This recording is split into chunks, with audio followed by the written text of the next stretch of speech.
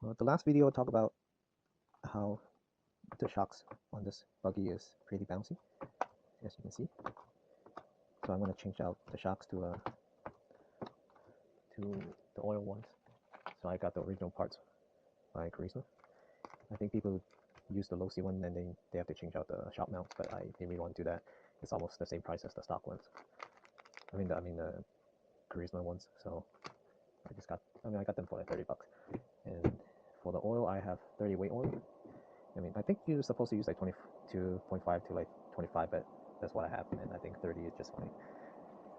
And I'll do a before and after video of the difference in slow-mo. Open the package.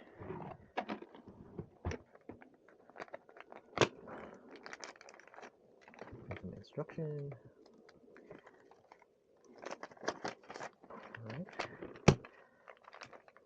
Can't go wrong if you follow the instructions.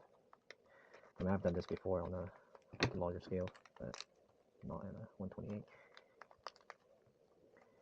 And then be careful with these.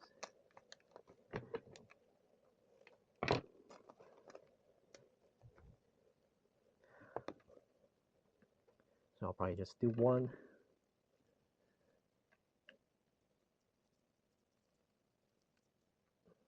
Everything looks pretty smooth here.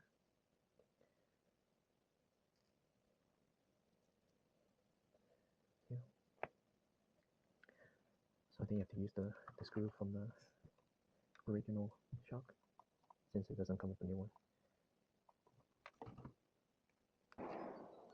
Okay, so maybe I can go closer here.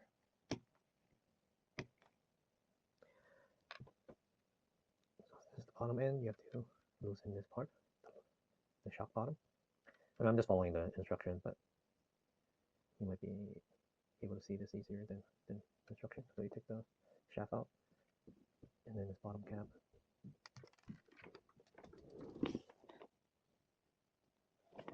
And then you have to put the O-rings in there, 2 of them, some tiny O-rings. And they say make sure they're lubricated, so I just have a little bit of shock oil in there. Oh, well, this is actually new. Just a little bit. Loop the O-rings. And whenever you do shocks, they're pretty messy, so just have some towels in hand. So after that, you grab the body back and just put the O-rings in there. I would put the cap, seal the O-rings first,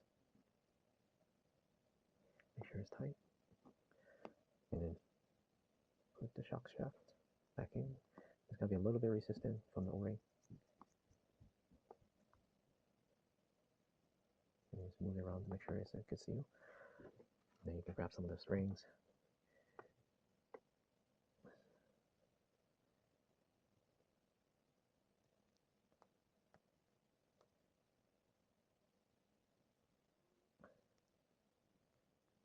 So you just kind of roll them out.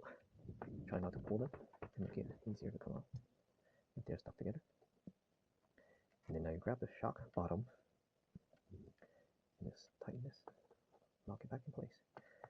And then there's a flathead on there on the shaft, so you just grab a flathead screwdriver to tighten this while you hold the bottom.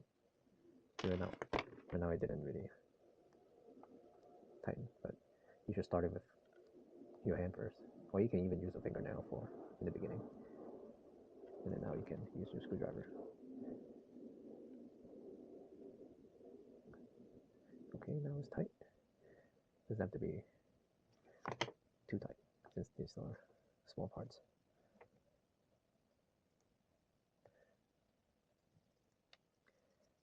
And then you just put this is the preload in here. And grab the bladder. I think that's what they call them, the shock bladder.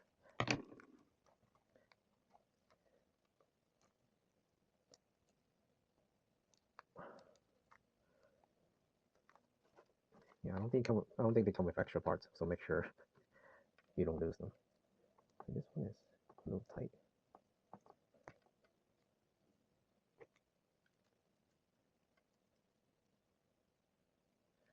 Yep. Yeah, Losi.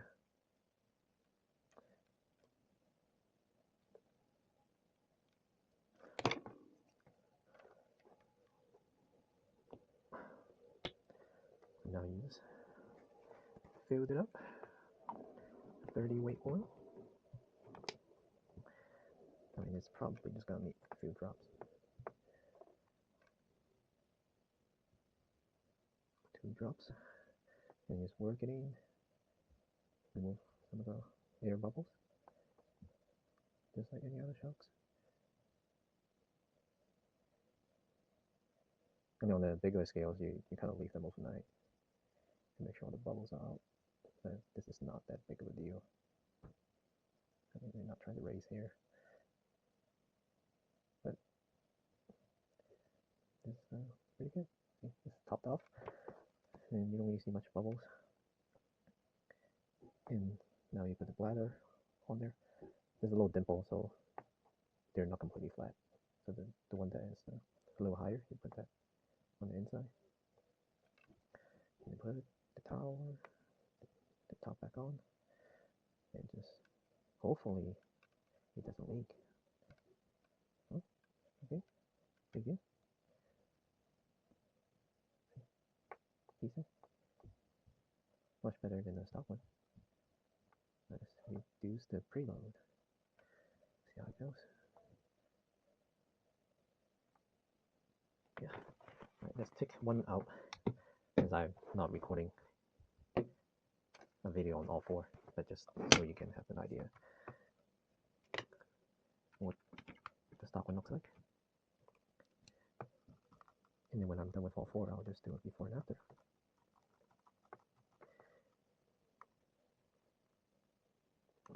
Well, the stock one is a lot longer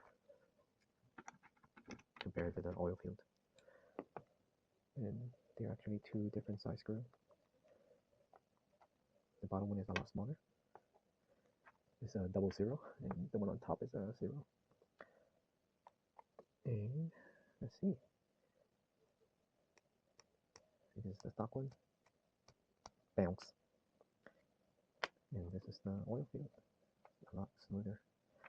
Beefier, but looks like the travel is a lot shorter. Yeah. Yeah, I think you have to increase the preload a bit. The spring is a little soft to me. Yeah, that's better. Yeah, but I think if you use a lower weight oil, it'll be a little better. You don't have to turn the preload as much. Okay, I'm gonna install this one in. Let's install the bottom first.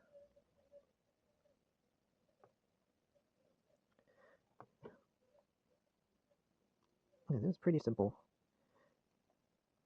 A lot easier than the WL Toys ones. I guess because they're made from the factory. And get 00, come to 0 on top. Outer screw, the outer hole.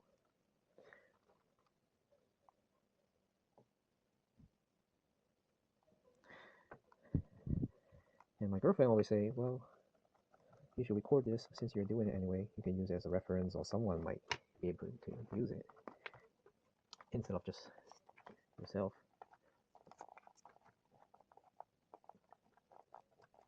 Yeah. Let's increase the preload a little bit. Yeah, it feels like it's not very smooth. No, it doesn't go. There's a binding going on.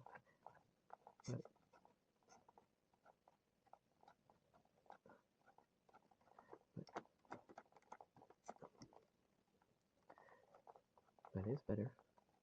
I'll see if the other ones are like that. So we'll be right back. Okay, now we're back. Change out all the shocks. Didn't really take that long, maybe like 15-20 minutes. Since the parts are a little smaller.